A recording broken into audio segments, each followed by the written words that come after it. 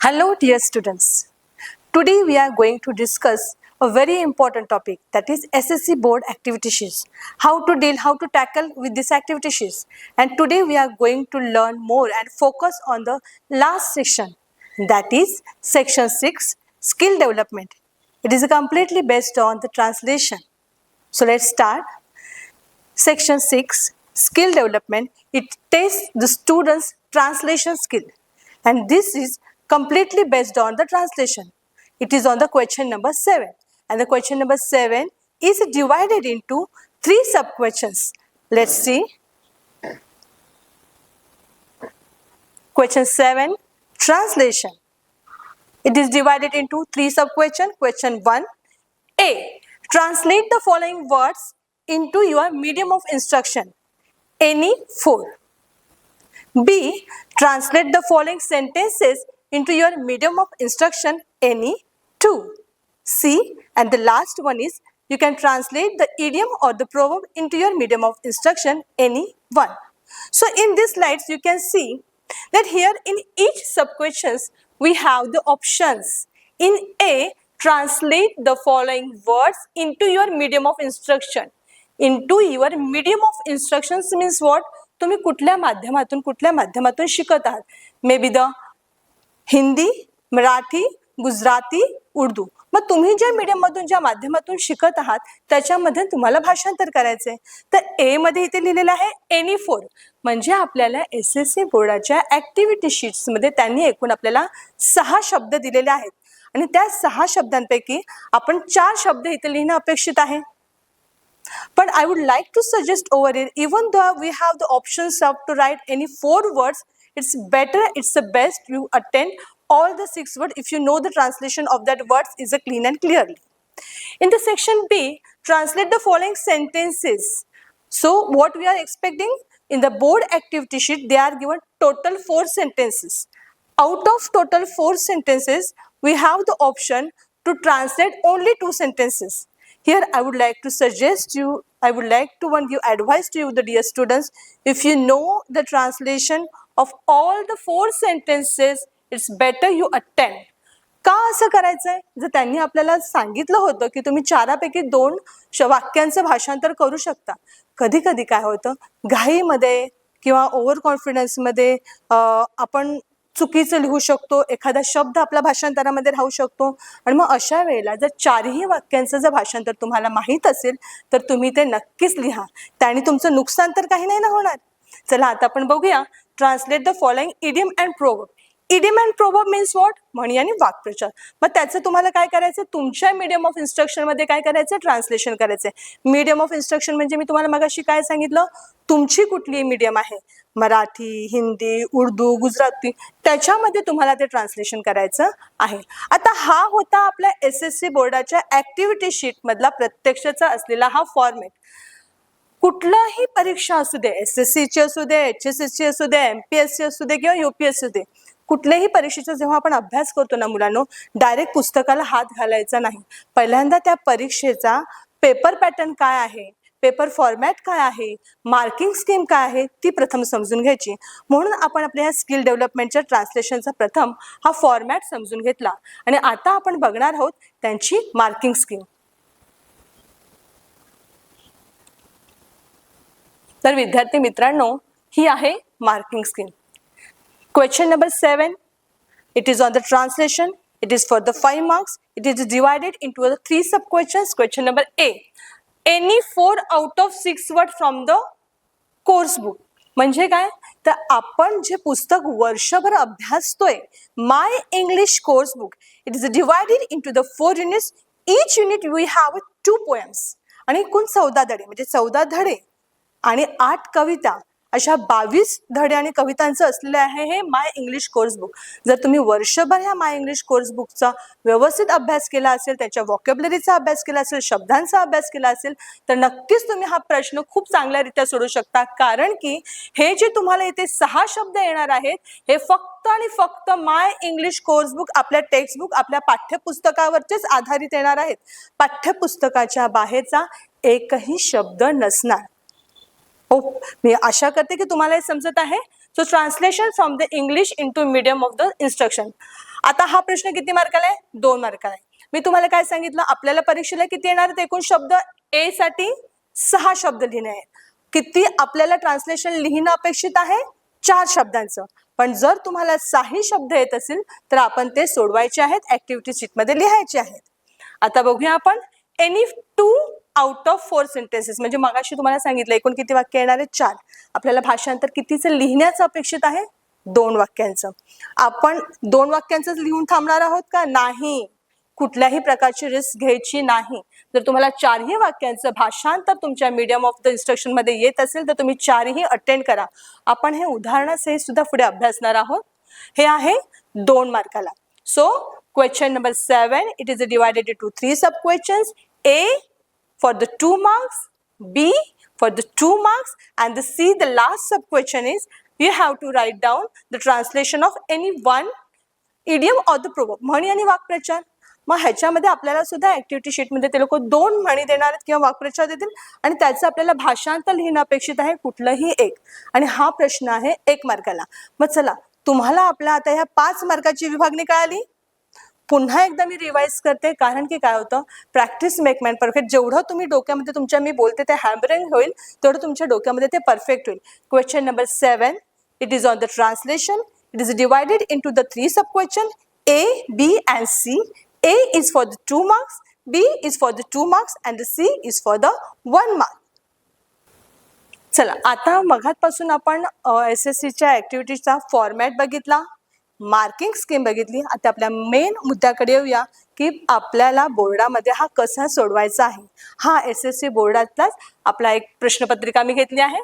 A, translate the following words into your medium of the instruction any 4. चला बघा, इथे एकूण किती दिलेले आहेत शब्द?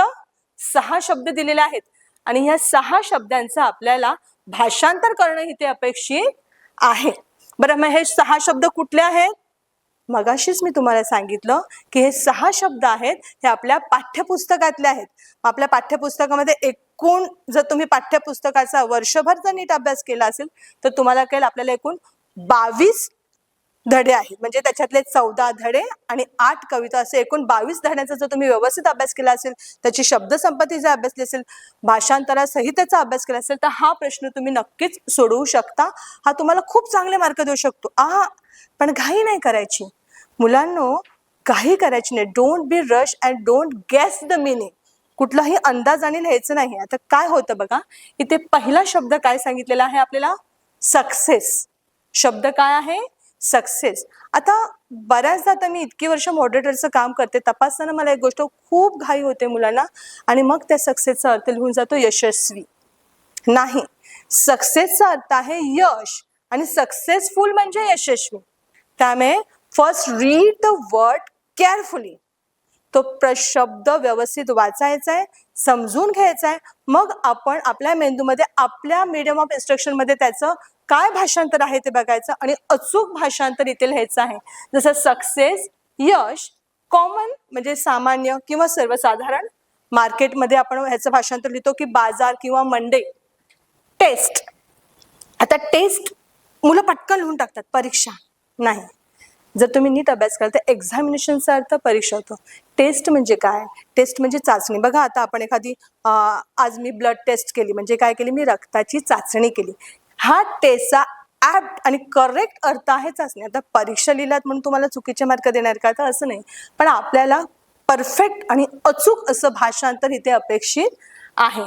हॅपी. हॅपी म्हणजे काय? आनंदी. आणि डिफिकल्ट म्हणजे कठीण, अडचण. आता असे अनेक असे शब्द आहेत. जसं मी तुम्हाला सांगते पुअर. पुअर म्हणजे गरीब आणि पॉवर्टी म्हणजे गरिबी. अवॉर्ड असा शब्द येतो. मग अवॉर्डला मुलं बऱ्याचदा लिहून जातात की बक्षीस. नाही, अवॉर्ड म्हणजे काय? पारितोषिक, पुरस्कार, आणि प्राइजला बक्षीस बोलतात. मग ह्या सेक्शन ए अटेंड करताना आपण काय करायचंय? Don't be rush, don't guess the meaning, read the word carefully, try to understand the meaning of it and then translate it in your medium of the instruction. आशा करते की तुम्हाला section A हा जो सब question आहे हा कसा सोडवायचा आहे नक्कीच कळालं असेल. आता आपण वळूया आपल्या सेक्शन बी मध्ये. Translate the following sentences into your medium of the instruction. मुलांनो बघा, इथे तुम्हाला 4 वाक्य दिलेली आहेत.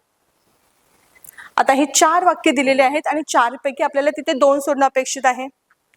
आता इथे सगळ्यांनी नीट लक्ष द्यायचं आहे. आता मी तुम्हाला एक छोटीशी ट्रिक आणि टेक्निक सांगणार आहे, ती माझ्या बिलो द ॲव्हरेजच्या मुलांसाठी. त्यांनी ही टेक्निक वापरली की त्यांचं ट्रान्सलेशन नक्कीच बरोबर येईल. बघा, पहिल्यांदा काय बोलले मी, read the sentence carefully. Trees are our best friends. वाचलं. आता वाचल्यानंतर काय होतं माहिती आहे का, आपण त्याचं आपल्या मेंदूमध्ये, आपल्या मनामध्ये भाषांतराला सुरुवात करतो आणि मग कधी कधी काय होतं, सेंटेन्सचा पॅटर्न आपला मे बी चुकू शकतो. आता मी ही जी तुम्हाला टेक्निक सांगणार आहे, ही technique specially for the below the ॲव्हरेजच्या स्टुडंटसाठी आहे. Is that clear? चला आपण समजून घेऊया. आता आपण इथे काय करणार आहोत, trees are our best friends. ह्या बी मध्ये वाक्याचं भाषांतर करत असताना प्रत्येक इंग्रजी शब्दाच्या खाली आपण पहिल्यांदा त्याचा आपल्या मीडियम इन्स्ट्रक्शन मध्ये काय अर्थ होतो तो लिहायचा. म्हणजे बघा, इथे मी बोलली ट्रीज. ट्रीज म्हणजे काय, वृक्ष, झाडे. आर आहेत, अवर आपले, बेस्ट सर्वोत्तम, उत्तम, फ्रेंड्स म्हणजे मित्र. म्हणजे मी काय बोलते, तुम्हाला ऍक्टिव्हिटी शीटमध्ये एक रफ पेज असतं ना, रफ पेजवरती जायचं आणि ह्याच्या खाली ह्याचं सगळ्यांचं आधी काय केलं मी, भाषांतर. ही होती आपली स्टेप 1. स्टेप 1 मध्ये आपण काय केलं, शब्दांचं काय केलं, भाषांतर केलं. आता ते भाषांतर करून झाल्यानंतर त्या भाषांतराचा आपल्याला मिनिंगफुल सेंटेन्सेस मध्ये रूपांतर करायचंय. कशामध्ये रूपांतर करायचंय, मिनिंगफुल सेंटेन्सेस मध्ये. मी काय बोलली ते, वृक्ष आहेत आपले सर्वोत्तम मित्र. मग आता ह्याचं ट्रान्सलेशन करणार, वृक्ष आपले उत्तम मित्र आहेत. समजलं? अजून एक उदाहरण आपण बघूया.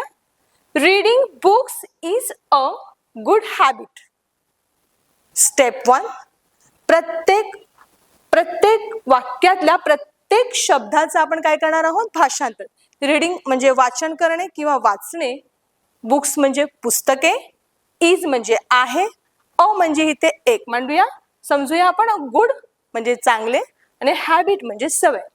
मग वाचणे, पुस्तके, आहे, एक, चांगली सवय. झालं. म्हणजे मी काय केलं, स्टेप 1 मध्ये प्रत्येक शब्दाचं भाषांतर लिहिलं. रफ मध्ये करत होते मी सगळं. आता मी ह्या भाषांतराचं म्हणजे जंबल वर्ड सारखं झालं. आता मी याचं मिनिंगफुल सेंटेन्स बनवणार आणि मग ते काय येणार, पुस्तके वाचणे ही चांगली सवय आहे. आता मी तुम्हाला हे का सांगते लिहिण्यामागचं, त्याच्या मागचं कारण, कधी कधी काय होतं, घाईमध्ये आपण एखादा शब्द विसरून जातो, एखादा शब्द आपला राहून जातो. म्हणजे आता मी समजा असं बोलली असती, रीडिंग बुक म्हणजे पुस्तके वाचणे चांगली सवय आहे. मग आता हा इथे ए राहिला बघा. ए म्हणजे काय, एक. जेव्हा तुम्ही असं मार्किंग कराल तेव्हा कुठलाही शब्दचं भाषांतर तुमचं स्किप होणार नाही आणि ते वाक्य अर्थपूर्ण वाक्य तयार होईल. आणि जेव्हा तुम्ही खूप चांगला पेपर लिहिता तेव्हा तो पेपर मॉडरेटरकडे तपासायला जातो आणि त्यावेळेला ह्या छोट्या छोट्या खूप गोष्टी ह्या कन्सिडर केल्या जातात की ह्याने cut to cut perfect translation केलेलं आहे की नाही आहे हे तिथे तपासलं जातं. आपण अजून एक उदाहरण बघूया. I like comedy movies. आयच्या खाली काय लिहिणार मी आता सांगा, मला किंवा मी. लाईक आवडणे, कॉमेडी विनोदी आणि मूवीज म्हणजे चित्रपट. झालं. आता मी काय केलं, प्रत्येक शब्दाच्या खाली त्याचा मराठी अर्थ लिहून घेतला. मराठीमध्ये मी ह्याच्यासाठी लिहिले की माझी मीडियम ऑफ इन्स्ट्रक्शन मराठी आहे. ओके. आणि आता ह्या शब्दांचा मी सिक्वेन्स वाक्यामध्ये बनवणार. मग आता मी काय लिहिणार, मला विनोदी चित्रपट आवडतात. आवडते, आवडतो, आवडतात का लिहिले, इथे काय लिहिले बघा, एस म्हणजे मूवीज आहे. इथे अनेक वचन आलं आहे. मग मी लिहिणार मला विनोदी चित्रपट आवडतात. चला अजून एक बघूया. India is my country. India Bharat, is आहे, माय माझा, माझी, माझे, कंट्री भारत माझा देश आहे. समजलं तुम्हाला? आपण कुठे होतो, सब क्वेश्चन बी मध्ये होतो. आपल्याला 4 वाक्य दिलेली होती आणि त्यातलं 2च वाक्यांचं आपल्याला ट्रान्सलेशन करणं अपेक्षित होतं. ही जी ट्रिक मी तुम्हाला आता टेक्निक समजून सांगितली ही फक्त बिलो द ॲव्हरेजच्या स्टुडंटसाठी होती. असं काही नाही, below the average, average, above the average आपल्याला मार्क मिळाले पाहिजेत आणि भाषांतर आपल्याला कळायला पाहिजे. आणि हा प्रश्न आहे SSC बोर्डाच्या ऍक्टिव्हिटी शीटमध्ये 2 मार्कासाठी. चला आता आपण बोलूया आपल्या पुढच्या सब क्वेश्चन सी मध्ये.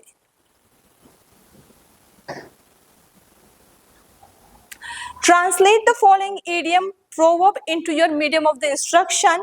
Anyone.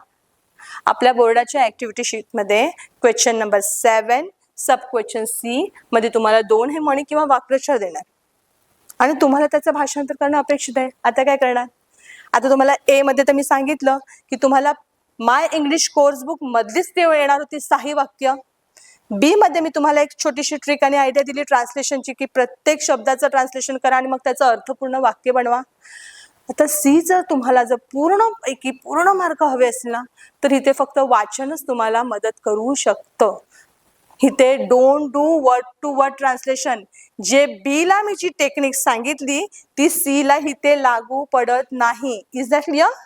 तुम्हाला काय आलं? आपण जेव्हा वाक्यांचं भाषांतर करत होतो ती जी मी टेक्निक आणि ती जी ट्रिक सांगितली ती सी ला लागू पडत नाही. मग सी ला काय करायचं आपण? तर सी मध्ये काय आहे, ही जी तुम्हाला म्हण दिली आहे ना ही इंग्रजी मधली आहे, इंग्रजी भाषेमधली आहे. मग ह्याला समतुल्य म्हण तुमच्या मीडियम ऑफ इन्स्ट्रक्शन मध्ये कुठली आहे ती इथे लिहिणं अपेक्षित आहे. म्हणजे जसं की service to man is a service to god हे मराठी म्हण आहे, जनसेवा हीच ईश्वर सेवा. म्हणजे इथे आपल्याला काय अपेक्षित आहे?